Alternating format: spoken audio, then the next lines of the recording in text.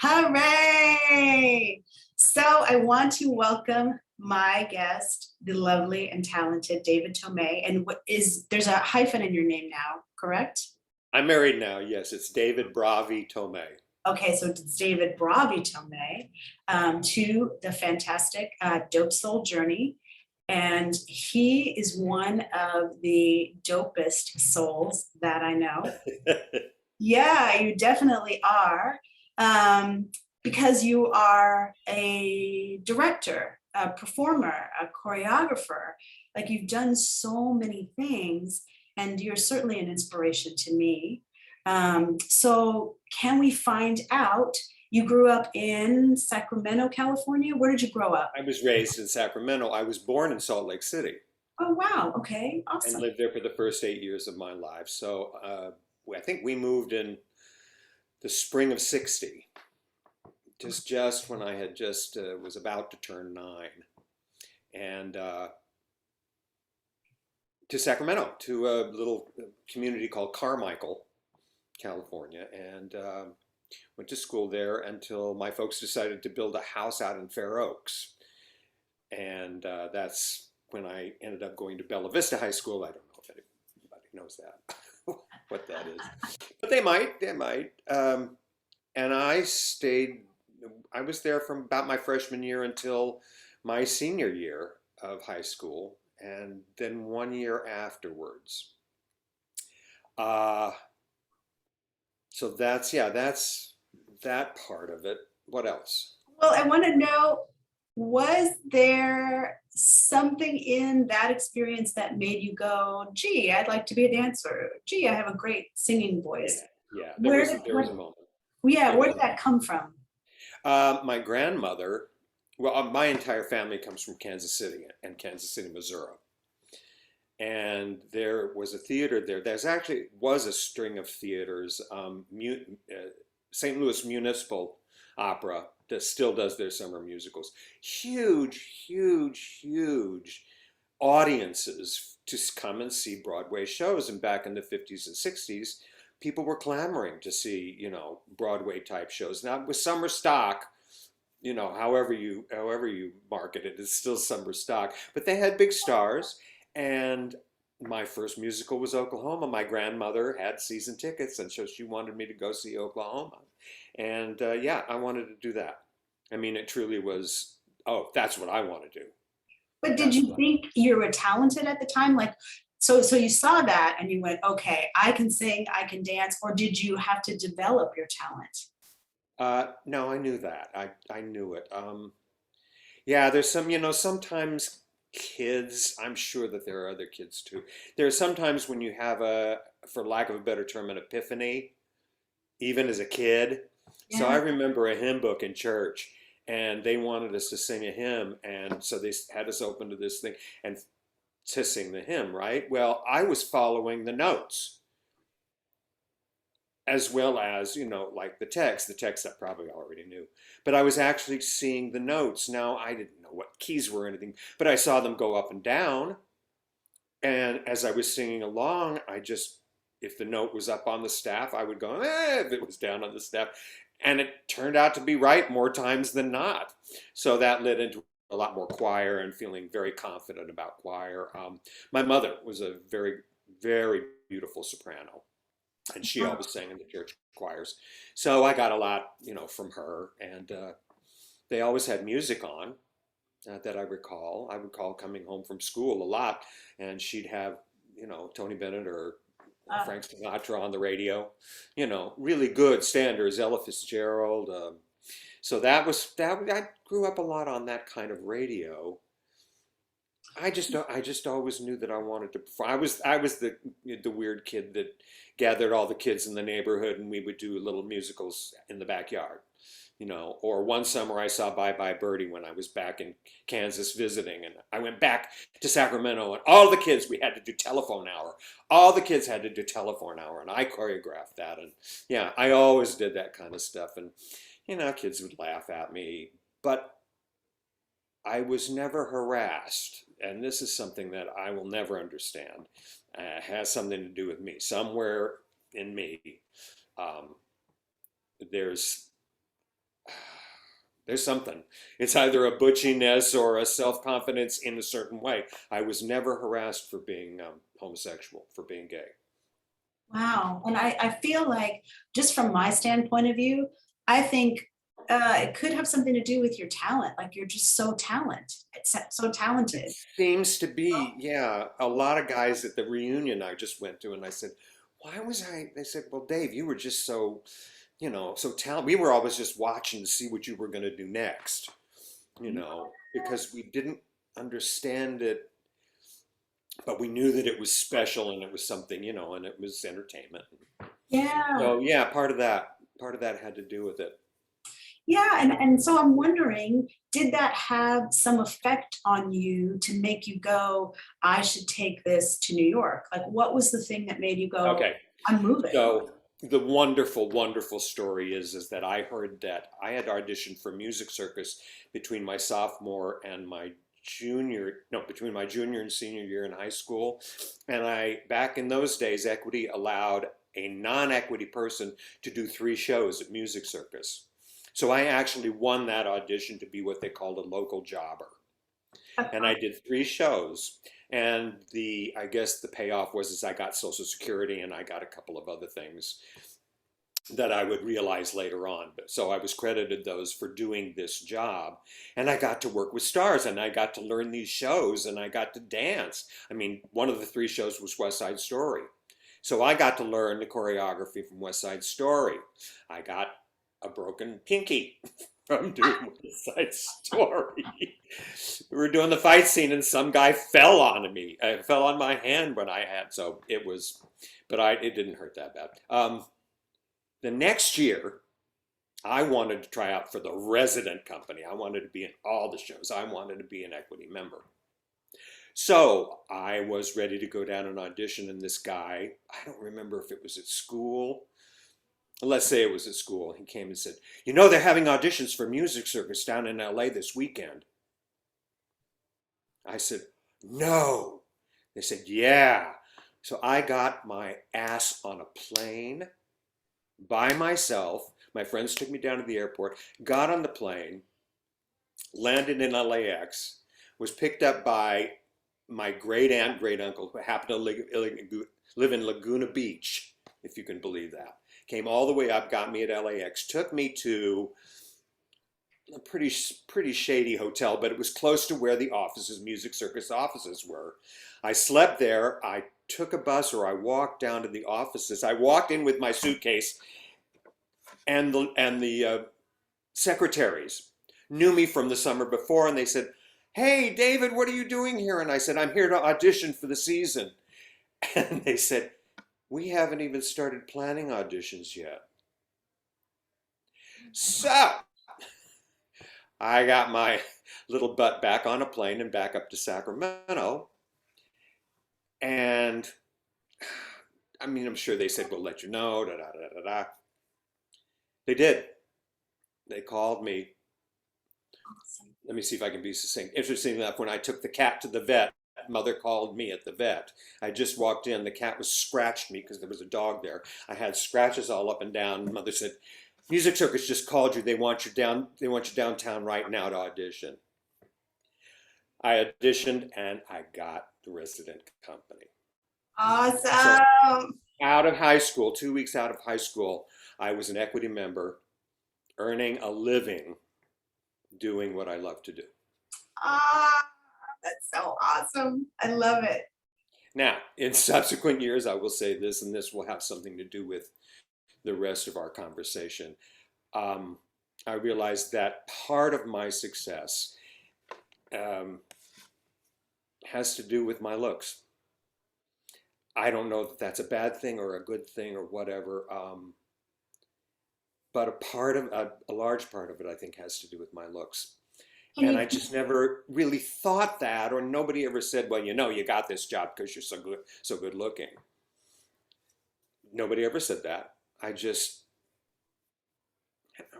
knew I was good looking. I just never thought that it was that extraordinary, because when I got to New York, I was woefully lacking in a lot of skills as a dancer, even though I'd done even though I'd done the summer stock and was in the resident companies, I found myself really having to go to class, really go to class, and be with New York kids who were taking class. And triple threats there in New York. They were phenomenal singers, dancers, and actors. Yeah, and it was the beginning of, it was 1970 when I showed up in New York. September 7th, when I showed up in New York. Now, that's a wonderful, actually a wonderful, wonderful story. So I'm going to pass this on because I fell in love with a man who was the conductor at Music Circus. And he fell in love with me, and I didn't know it at the time because I didn't know anything about that kind of thing. But I was truly in love with him, and he's lived in New York, and he had to go do a project for 2 months, and so he gave me the keys to his apartment, and I stayed in his apartment for 2 months. Went to every audition I could find in backstage. I was out on the street. I was discovering New York. I was meeting people at auditions. I was having a wonderful, wonderful experience. And I ended up getting, finally, after 3.5 months of auditions, I got the National Company of Fiddler on the Roof. I went out on the road with the National Company of Fiddler on the Roof. So that was my first job outside of New York. Came back to New York from that, went to Music Circus for that summer. Went back to New York. First thing I did was audition for the Broadway No No Nanette, for the Broadway show No No Nanette with Ruby Keeler and Patsy Kelly and Jack Guilford, and I got that. Oh my gosh, awesome. So this is the kind of serendipity, if you will, that is just, it's a blessing beyond, anything you could, I don't know why I got it, I literally won that audition not knowing how to really tap dance. I had sort of tapped at Music Circus, but I didn't really know how to tap dance. And for the audition, the first thing they gave me was this time step that had a, what was it? It was like a quadruple time step. And all these other guys are doing it, right up there. And I am pretending I'm Bugs Bunny. Dance, rabbit, right? So I'm doing that stuff, and they called me downstage and they said, we have an opening in the Broadway company, do you want it? And I remember for 1 second thinking, oh, I won't make as much money.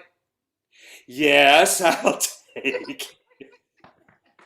My mind, I was like, oh, well, I won't get per diem and all of that good stuff. Your first Broadway show, Thome, shut up and take it. Hello, oh my gosh, oh my gosh. Yeah, and so that started me really taking tap really earnestly, and jazz, and because that was what it was getting hard to do, was to dance. And then when they found out I could sing, that was kind of a shoo-in for the rest of the shows.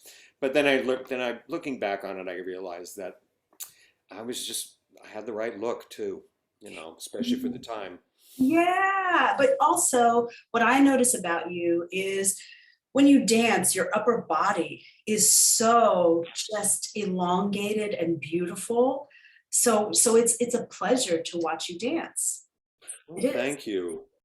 Thank you. I think a lot of that did come from watching, other people, watching, well, especially Donna in Chorus Line. I got into Chorus Line, and I was at that point, I was a good dancer. But when you spend a lot of time watching Donna do that dance in Chorus Line. And he's speaking of Donna McKechnie, the original Cassie in A Chorus Line, who is a phenomenal dancer and beautiful and a lovely singing voice, and on and on and on. Yeah. On and on and on. And she has a style. My first Broadway show, I should say, when I was in New York, the first Broadway show I saw was Company. Oh. So, of course, Donna McKechnie has this really famous dance called the TikTok dance. And I remember turning to Dixon, the man that I was in love with, and saying, if I'm going to get dancing jobs, that's how I want to dance. She moved me so much, whatever she was doing.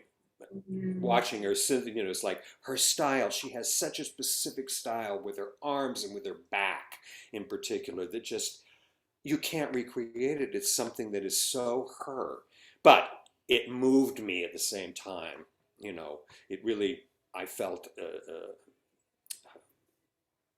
I felt something, you know, Yeah. emotional watching her dance. And then she turned out to be, I mean, of course, a wonderful actress. Gosh, I've rambled. Sorry. Oh gosh, Next not at question. all. Not at all. Not at all. Well, You have to bring me back. I wanted to, that show was written by Michael Bennett, who was just a genius. I feel like it was one of the longest running Broadway shows, but Michael Bennett also wrote Dreamgirls. And So when we're using terms, Gay, he yes, actually conceived and directed a chorus line from tapes that had been made that he got he got dancers together and asked them questions. And those tapes turned into Nicholas Dante and James Kirkwood actually wrote the script. But it was Michael's concept for how the scenes would go, and they had all these workshops. It was the workshops down at PAP. So I didn't want to, you know, lead anybody. I no, wanted to yeah. write about that billing, and the same thing with Dreamgirls. He didn't write it, but he shaped it and formed it through the workshops. You know, he let them alone and let them do it, and then he would come and give notes. And then when he decided to produce it, everybody went nuts. You know, Oh my 'cause, gosh. yeah. And so how did you meet him to be able to be in Dreamgirls? How did you meet him? Again, again, he liked me. He liked me a lot. And he called me up on the phone. They were ready to go into rehearsal the next day. And Bob Avian actually called me up and said, "We need you here yesterday to go to rehearsal." I said, "I'm in Sacramento. I'm going to have to take a red eye from San Francisco if I'm going to get there." "Well, do the best you can." So they found me a red eye from San Francisco, and I was at the first day of rehearsal for Dreamgirls. But it was because they wanted to work with me. I would have passed out. Were you calm? How did you just go, I'm getting on a plane, I've got a job, You I'm know what? The way they put it was "come play." oh my That's God, literally, that was the exact words he used, was "come oh play." my gosh. And That's I went, "Oh my God, he really does like me." You know, I mean, Michael really likes me. So I went and I played, and it was a really interesting experience all around. I did not have a good time rehearsing or doing the Broadway company of the show, but they kept hiring me to dance captain in the national and the second national. And so I would go in and dance captain and be in the company. wow. Which I guess the national I was dance captain. And then the second national I was in the band. Oh, which is a hard job. Really hard I had job. a ball. I had a ball. Oh, And I had told Michael, I said, "Michael, I want to perform. I don't want to just be changing." I was Frank, remember? I was Frank. That was pretty much my only job when on Broadway. So all I did was really change costumes and be a white face. And that's what he wanted. And it really wasn't until our company, the oh company wow. that I put together for Long Beach. It Awesome. wasn't until that company that I was able to sit back and go, "Oh, that's why. Oh, that's what he was seeing. Oh, Yeah. that's what he's doing. Okay." And luckily, I hired all the right people. You, Marvin, I mean, I just hired all the right people right straight down the line. Connie, Teresa, you know, Linda Lloyd had been, you know, in the Broadway company, and Tony Franklin Oh, had some it's been in my dressing room mate. So they knew the show, so they were able to help, you know. But then, you know, we got Cheryl Barnes. Tim Cassidy somehow found Cheryl Barnes to play Effie, and who was it his was a name? brilliant choice. It was a brilliant choice. And she was Yes. so happy to do it, I think. Oh my gosh. And she just brought so much to that cast as Effie. And yeah, recording artist. Oh my gosh, she was in Hair. She just was a Well, phenomenal, yeah, artist. her rendition of Easy to Be Hard in the movie Hair. Oh, Oh my oh, gosh. Her version of One Night Only. Yes, Just the used to slow one. floor me. It used to floor me. Her Yeah. voice and her tone, so Mhm. beautiful, I so agree. beautiful.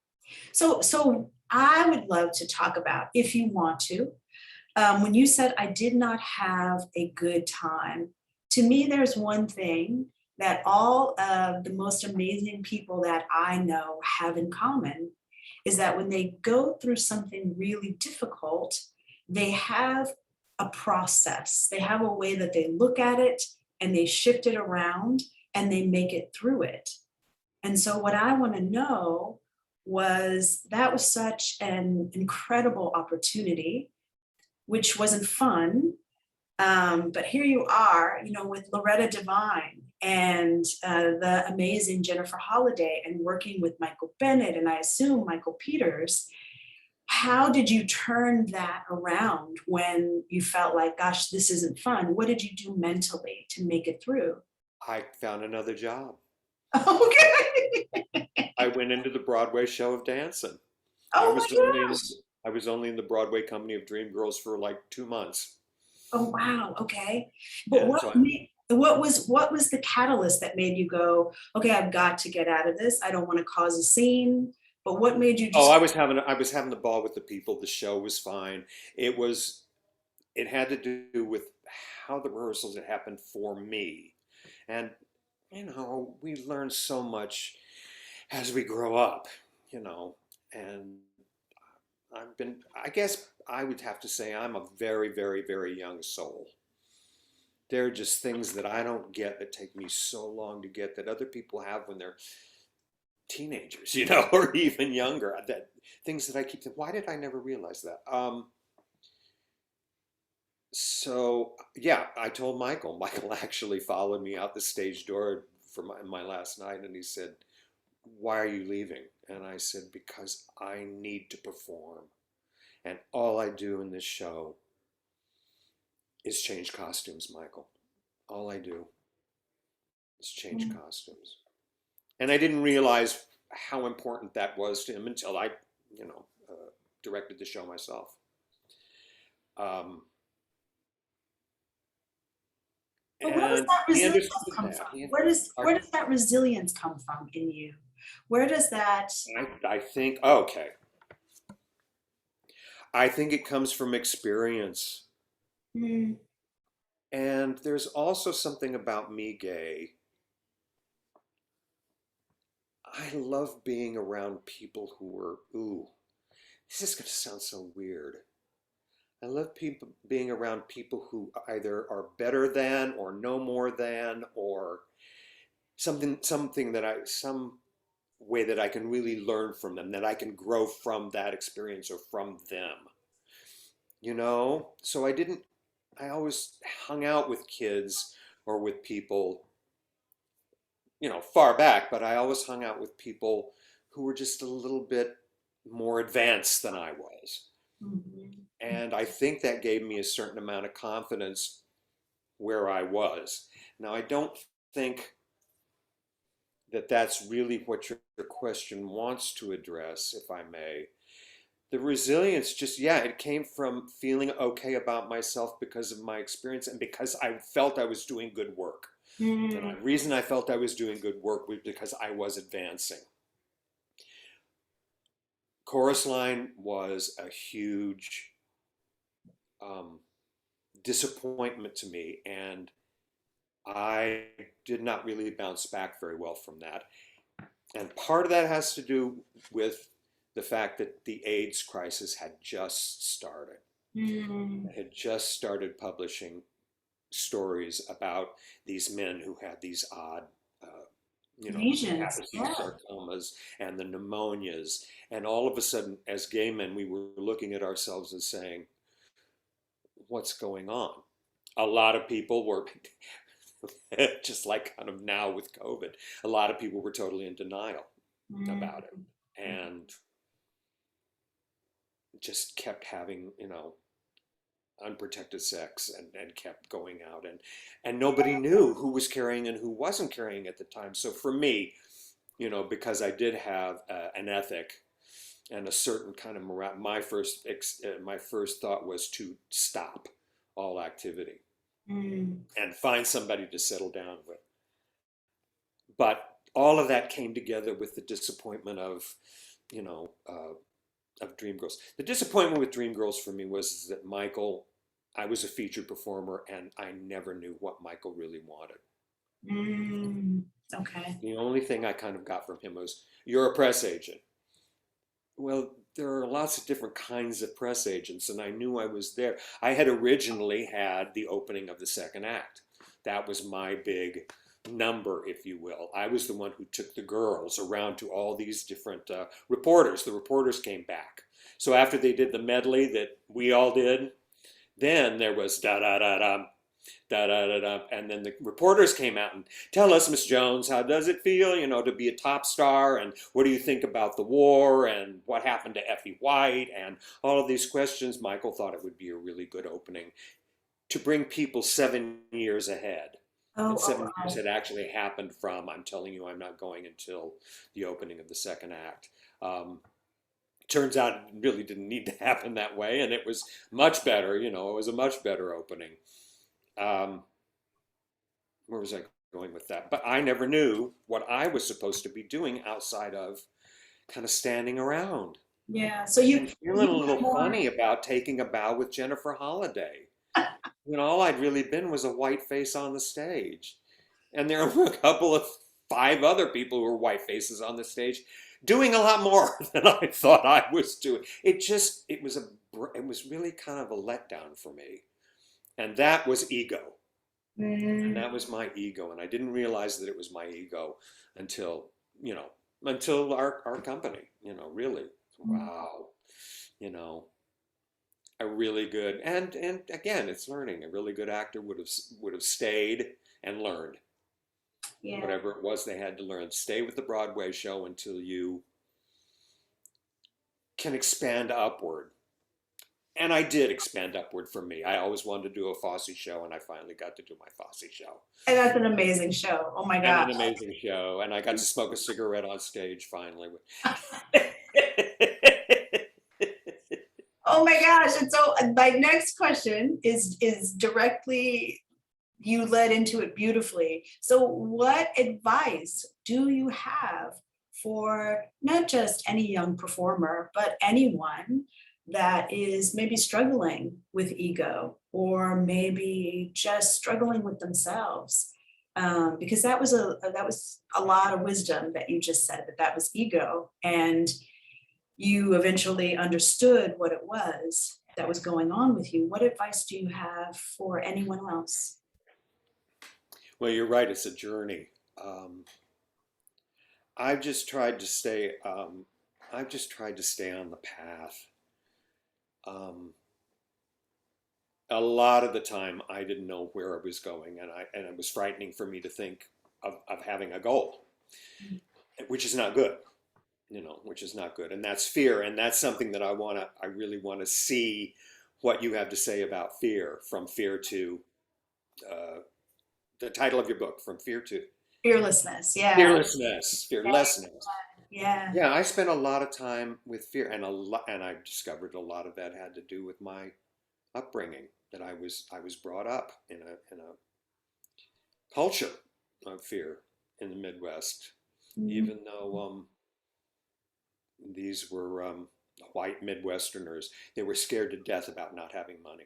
Both my mother's family and my father's family, scared to death because of the depression, I guess, and just other things. But it was almost a panic situation sometimes at my, and I just, you know, I've always been kind of nervous about setting goals and having an easy time, and I guess about counseling, really getting together with people and counseling. Although I've had a lot of counseling that I paid for, there was a lot of time, Gay, I didn't know what I was doing, and I haven't realized until I got married to Armando just how important that was to me, and how that lifted a whole attitude of anger and not belonging and fear Mhm. off of me, you Mm. know.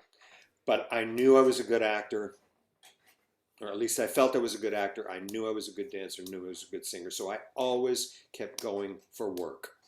Okay. And work always satisfied me.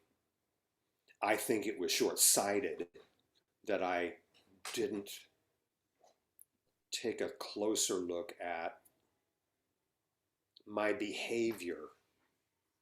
And some of that behavior was medical. I have been diagnosed as depressed, Okay. moderately depressed, Okay. which was, a wonderful diagnosis to have, because then you can fight it too. Then you can say, I saw a guy do a TED talk who suffers from depression, very smart guy, and he's gone through his ups and downs, but the basic bottom line thing that he said in the TED talk was, I've come to see it now as a gift. Maybe not a blessing, but a gift that I have, that I can understand. That was the gist of it, just that it was a gift. And I thought, well, I have to make this kind of a gift. But in the midst of all that, I can see with hindsight, there was a lot of really negative behavior. And I think maybe that's the clue, is that I needed to have someone say, David, this is negative behavior. You don't need to act out. I guess that would be a great, this is not you. You're feeling like your life is over. You're feeling like there's no place for you to go. So you just keep trying to find a job, and trying to find a job, and trying to find a job. And for a while, the work, settles you and makes you feel like, okay, I belong to something. But then the job is over. Yeah. But it sounds like what you're saying is to keep going, I to think keeping become going, yeah. more self-aware, and to keep striving. I loved the other thing that you said, that you loved being around people who knew more than you. So Yeah. that's like a striving to always be better. So it I seems love like, being around, yeah. what Yeah. you're saying is to keep going, to become self-aware, and to always strive to be better. Become self-aware, really. If I, had to do it again, somebody please smack me upside the head and say, of course nobody responds to that, but I mean, really say, or maybe just have a friend that I felt like I could trust. Again, that's the whole, I'm not worthy. Sometimes friends have to force themselves on people, I guess, but people like me, you don't have to, be obnoxious about it, but sometimes it has been so rewarding and wonderful to have somebody just call up. Yeah. Say, hi, how you doing? And And talk. especially in these times, we really need each other. Absolutely. Yeah, I do have one friend like that.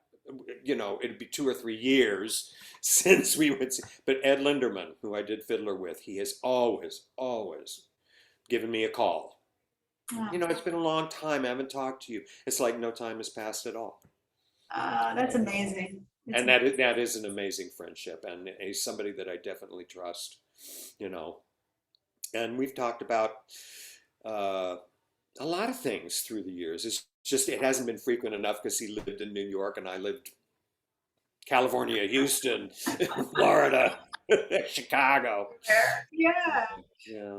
So if people wanted to find you, and let's say somebody was like, I have a directing thing and I'd really love to get your information, could people find you on Instagram? Could they find you on Facebook? I'm on Facebook. I do have an Instagram account. I don't really know how to use that optimally. So again, fear. Let's stay away until we know a little bit more about that. Facebook, I've kind of stopped because I was starting to get angry. And I didn't like the feeling I was getting reading, a lot of the stuff. And this was during the campaign before he became president. There was just so much stuff that was making me angry. And I thought, you know what?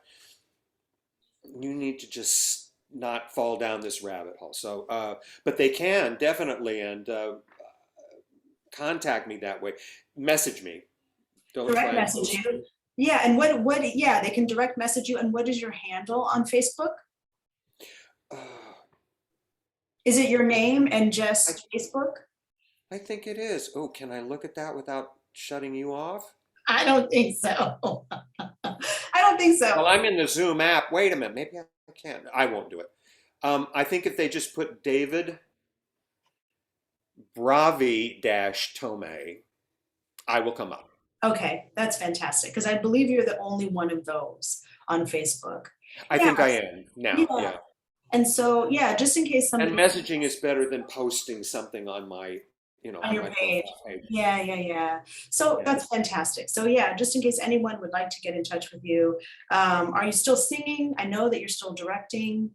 Um, No, actually, I've been since the COVID thing. I've been retired, and I've been having a wonderful time just living with my husband. He well, lives in New York still, so I've been living with him in New York, and then COVID hit, and so his dear, dear, dear friend Dwight, who's become very dear to me, has a house up in the Catskills, and that's where I currently am, still at the house because it's so beautiful and it's summertime, and he's fine to let us stay here, but we have to get settled somewhere. We yes. have to get settled somewhere permanently, So I'm so hoping and prayerful, and maybe need to really meditate a lot on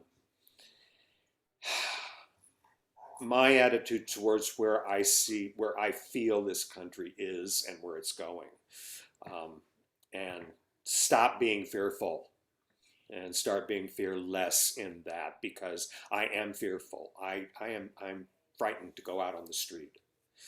Well, you know what? I will say one thing just from the work that I do is just that we are creating our own reality. And from a quantum physics standpoint, anyway, Yeah. we have an effect on everything. So if you could Yes. begin to see the world that you want to see, that will begin to show up for you. Is the work that I do. So Yes. I truly hope that you step out of retirement and that you begin to I direct will. more, because I you will. are phenomenal. You're absolutely phenomenal. Well, not to toot my own horn, but someone said, David, if you want to coach, which I do, I really would love to coach, like I was coached at Helen Gallagher's class in New York. I would love to do that. And I have never been able to find someone to give me the opportunity. All the times in Houston going to schools and so forth, there's this thing about having a diploma, and I haven't found a venue where I could do what I thought was the excellence that I want to bring, you know, with Awesome. someone willing to let me do that. There's just a lot of politics, especially with university and schools and stuff like that. So I'm hoping someone finally said to me, but David, you're a world-class performer and a world-class theater technician. You need to be imparting that information. And that, I think that would just be a light bulb in my life, is to be truly able to, you know, to to give in a very meaningful way, to give that expertise, and that's craft. I hope I gave some of it to you guys. I think I did. We were a happy family, I thought. Oh my gosh, absolutely. And Yeah. I'm hoping that maybe this will allow people to see you. It'll make you more visible, and people will know your story, and that you are truly a dope soul and so talented and so Oh, amazing. And I just thank want to you. thank you so much for being here with me and sharing all of your amazing wisdom and just everything that you shared. Thank you so much. Thank you, Gay. You have always been an absolute delight from the moment I met you. And you sang "Hit Me with a Hot Note" and did it so well. And so we had so much fun, and I'm so glad that the association has lasted all these years. It's been an absolute blessing. It really has. Oh my gosh, I totally agree. I have learned so much from you, um, from dancing to just being consistent in performances, to really growing as a performer. And so, yeah, I thank you so Good, much. I thank you so good. much. So I'm gonna Oh, thank you. say goodbye for now, and thank you again so much. Thank you, Gay.